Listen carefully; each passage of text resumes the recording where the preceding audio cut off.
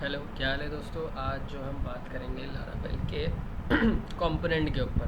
तो लारावेल की 7 की जो न्यू फीचर है वो बेसिकली इसकी कंपोनेंट है। जिस तरह कंपोनेंट मीन्स आप ये समझ लें, जिस तरह एंगुलर वगैरह के अंदर आप एक कंपोनेंट बना लेते हैं और उसे रीयूज़ करते हैं। तो इसी तरह लारावेल ने भी ये फ़ीचर निकाली है कि आप एक कंपोनेंट बना सकते हैं। उसकी कुछ फ़ीचर्स हैं, वो मैं आपको अच्छा तो बताता हूँ। तो सबसे पहले आपने जो है लारावेल के कंपोनेंट, एक नया कंपोनेंट हम क्रिएट करते हैं जिसकी कमांड है php artisan मेक कंपोनेंट, और इसका नाम जो मैं दे देता हूँ हेडर।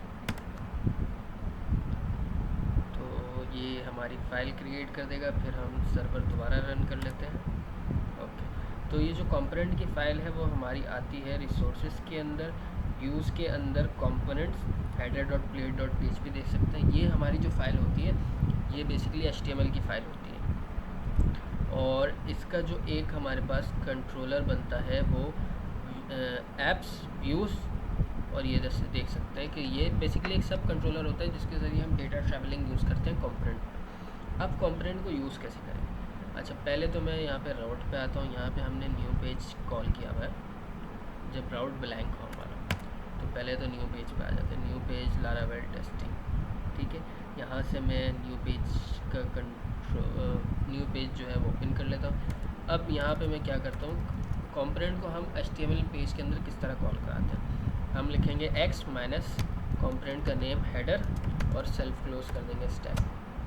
तो आते हैं हम यहाँ पर रिफ़्रेश करते हैं। अच्छा, अभी तो कुछ चेंजेस नहीं दिखे क्योंकि हमने हेडर के अंदर कुछ काम ही नहीं किया यहाँ पर। तो अब मैं यहाँ पर लिख देता हूँ h1 हेलो कंपोनेंट। तो जब हम यहाँ पर आकर फिर इसको रिफ़्रेश करेंगे तो यहाँ पे आप हेलो कंपोनेंट लिखा हुआ देख सकते हैं। अच्छा, अब सीन ये है कि कंपोनेंट के अंदर आप डेटा किस तरह पास करते हैं। जैसे अगर मुझे, मैं यहाँ पर आ जाता हूँ हमारे न्यू पेज पर। यहाँ पे कंपोनेंट तो कॉल कर लिया, लेकिन मैं साथ साथ यहाँ पे एक चीज़ भी भेजना चाह रहा हूँ, क्योंकि कंपोनेंट को मेरा फ़ायदा तब होगा जब वो डायनेमिक बनाऊँ। यानी अगर मैंने 2 पेजेस पे कॉल किया तो एक पेज से मैं उसका टाइटल अलग भेजा और एक पेज से टाइटल अलग भेज रहा हूँ। तो बेसिकली हम यहाँ पर एक टाइटल का एट्रीब्यूट लेते हैं, और टाइटल छोड़े हम सब हेडिंग का एट्रीब्यूट लेते हैं और यहाँ पर दे देते हैं, सब हेडिंग में आ जाएगा कंपोनेंट डेटा पासिंग। ठीक हो गया। इसके बाद हम जाएंगे यहाँ पे इसका जो है कंट्रोलर था। अब यहाँ पे हम एक पब्लिक करके डॉलर सब हेडिंग एक वेरिएबल ले लेंगे। इसको हमने यहाँ पे एज अ पैरामीटर पास करना है, और यहाँ पे हम डॉलर दिस सब हेडिंग इक्वल टू डॉलर सब हेडिंग। इस तरह हो गया। और फिर हम अपने कंपोनेंट पर आ जाएंगे, और यहाँ पे हमने एक h3 ले लिया जिसके अंदर डॉलर सब हेडिंग हमने लिख दिया। तो अब क्योंकि हमने न्यू पेज से यहाँ पर component data passing as a sub heading पास किया है, और वो हमारे कंपोनेंट के अंदर h3 के टैग में आकर जो है पास होगा। तो अब हम देखते हैं, जिस तरह आप ये देख सकते हैं कंपोनेंट। अच्छा, अब इसका फ़ायदा क्या है, जैसे अभी हमने एक राउट बनाया हुआ है, स्लैश पे तो न्यू पेज आता है, और एक काम कर लेते हैं, न्यू पेज है और इसको हम वेलकम कर लेते हैं, वेलकम, और यहाँ पे हम वेलकम का राउट पास कर देते हैं। और इसी तरह जिस तरह हमारा न्यू पेज के अंदर कंपोनेंट लोड हुआ, हम इसे कॉपी करते हैं और इसे वेलकम के पेज के ऊपर हम यहाँ पर आ जाते हैं, और यहाँ हमने अपना कंपोनेंट पास करा दिया।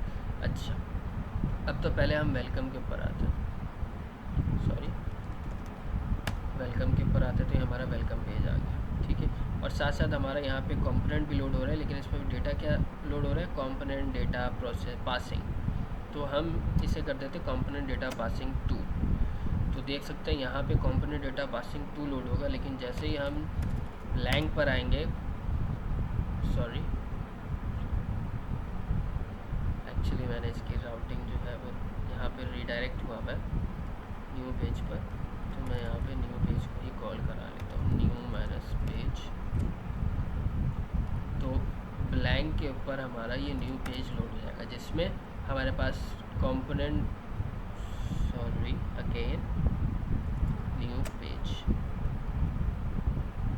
जिसमें हमारा कंपोनेंट डेटा पासिंग ये वाला जो है वो लोड हो रहा है। और जब वेलकम के अंदर जो हमने इसको 2 कर दिया है तो कंपोनेंट डेटा पासिंग 2, ठीक है। ये आपके समझ में आ गया। अच्छा, अब कंपोनेंट में हम राउट के थ्रू किस तरह डेटा पास करेंगे, ठीक है।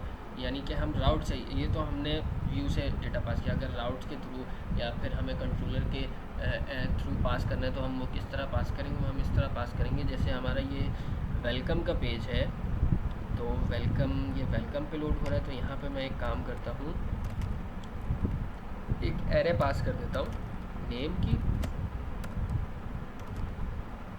इसकी वैल्यू होगी जॉन, ठीक हो गया। तो अब जब हमारा welcome dot blade dot php है, यहाँ पे हमारे पास $name एज अ वेरिएबल आ रहा होगा, जिसके अंदर जॉन आप देख सकते हैं यहाँ पे लिखा हुआ आ गया।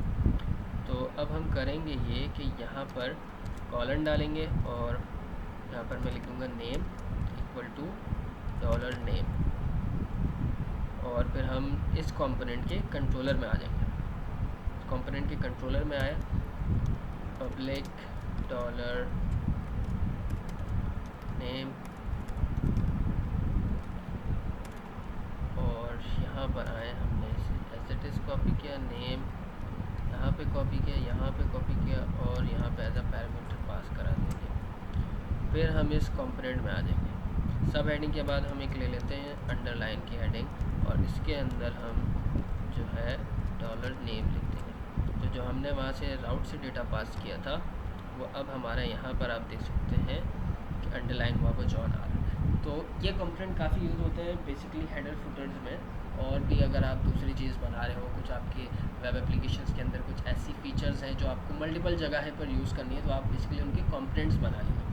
उनका फ़ायदा यही होता है कि आपका कोड एक रहता है और आप मल्टीपल जगह पर उसे मल्टीपल कंडीशंस के हिसाब से यूज़ कर सकते हैं। जैसे हम यहाँ पर डेटा पास कर रहे हैं कंपोनेंट के अंदर वेलकम डॉट यहाँ पे, तो यहाँ पे हम कंडीशन भी पास कर सकते हैं। जैसे बिल फर्स्ट मैंने यहाँ से पास कर दी कंडीशन लॉगिन जो है 1 हो, लॉगिन की वैल्यू 1 हो, तो वो कंपोनेंट के अंदर हम यहाँ पर कंडीशन भी लिख सकते हैं, क्योंकि यहाँ पे इसकी इफ़ और एल्स की कंडीशन भी लग जाती है।